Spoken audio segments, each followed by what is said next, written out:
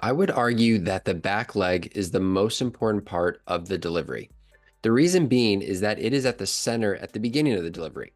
And as Randy Sullivan says, it has a domino effect on the rest of the delivery. If you don't get that first move right, it can have negative effects downstream. So it's really important that our first move, everything we do at the beginning, sets us up for success later in the delivery. So today I want to talk about force production in the back leg. There are essentially three directions that force are created. There's the X direction, which is between first and third base. There's the Y direction, which is between home plate and second base.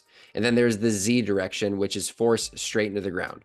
All three of these are important, and I'm going to break down each one so you have a better understanding of what to look for and exactly what this means. So starting with X force, if you look at this picture here on the right, you can see that it has arrows pointing towards first and third base.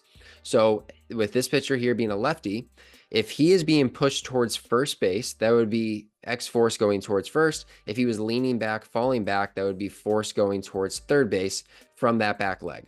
Ideally, we have very little force going in either of those directions. We want to be as efficient as possible with force being generated towards home plate. And then if we look at the Y direction, so this is force between second base and home, we can see with this picture here on the left, that is demonstrating that with those arrows going towards second and arrows going towards first base. With this is going to be a super important piece of creating force and momentum down the mound. And lastly, we have Z force, which you can see the arrow going straight into the ground. This is the amount of force we are able to generate straight down into the mound. So with Y and Z force, a good back leg is going to have both of these. It's not one or the other, but we do want to make sure that we are balanced.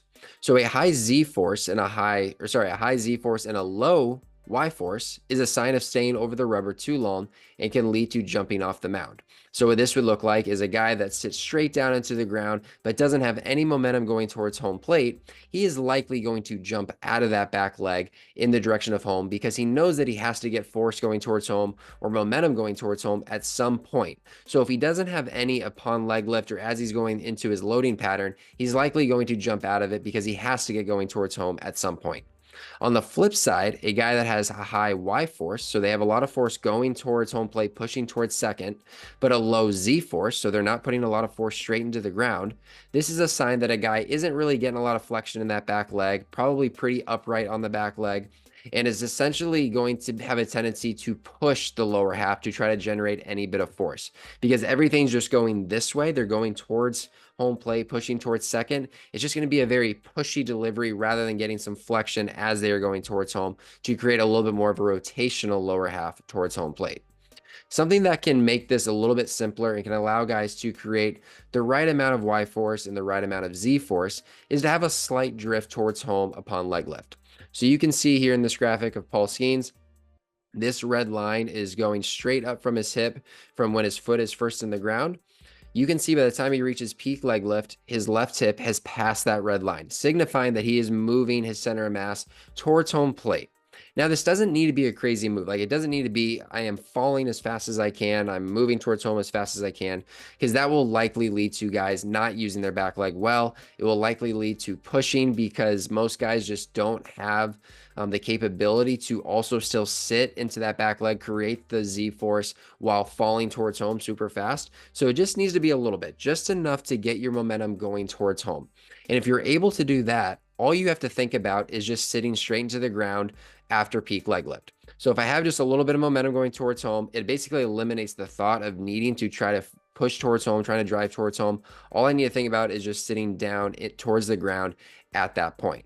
Now, as you get better at this, you'll be moving a little bit faster throughout this, but at the beginning, you just need to have control over your body and not try to do too much or move too fast.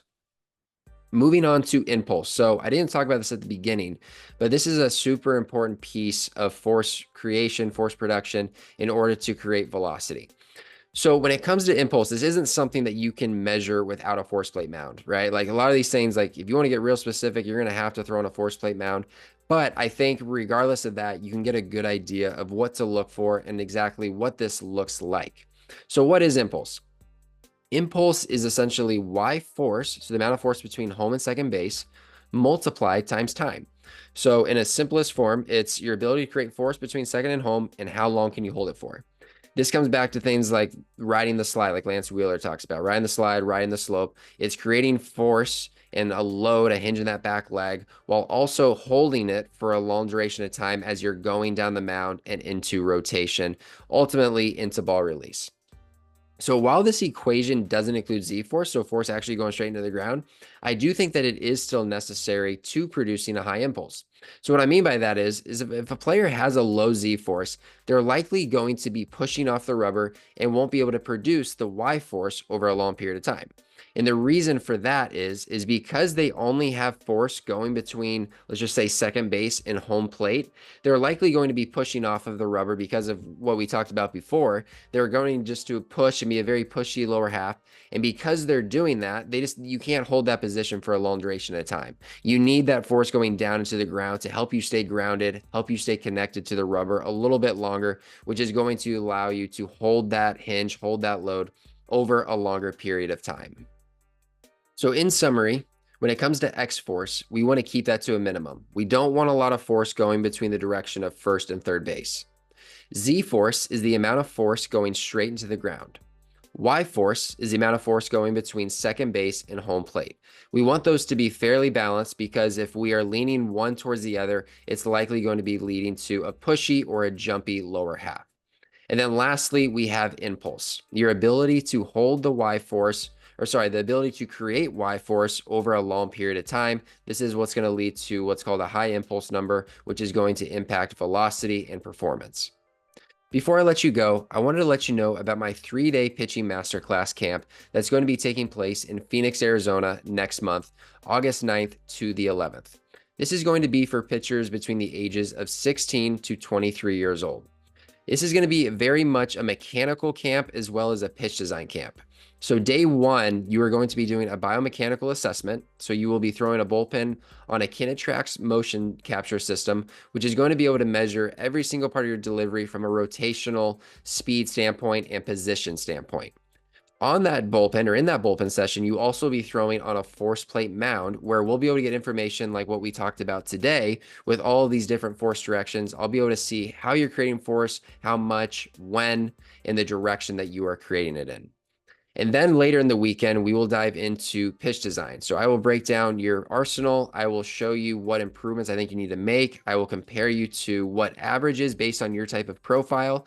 And then throughout the weekend, I will be presenting on various topics, including the mechanical side of things of what we are looking for, what all the data means when you get your data, the pitch movement, what does a movement plot look like? What do your pitches mean exactly? I'll be able to give you a very detailed breakdown on essentially who you are as a pitcher from a mechanical and a pitch design standpoint.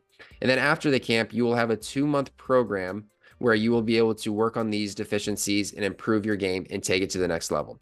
So if you're interested in that, please sign up below. I'm only taking 3 more pitchers because I want to keep this very small so I can have a larger impact and more of a one-on-one attention for you specifically.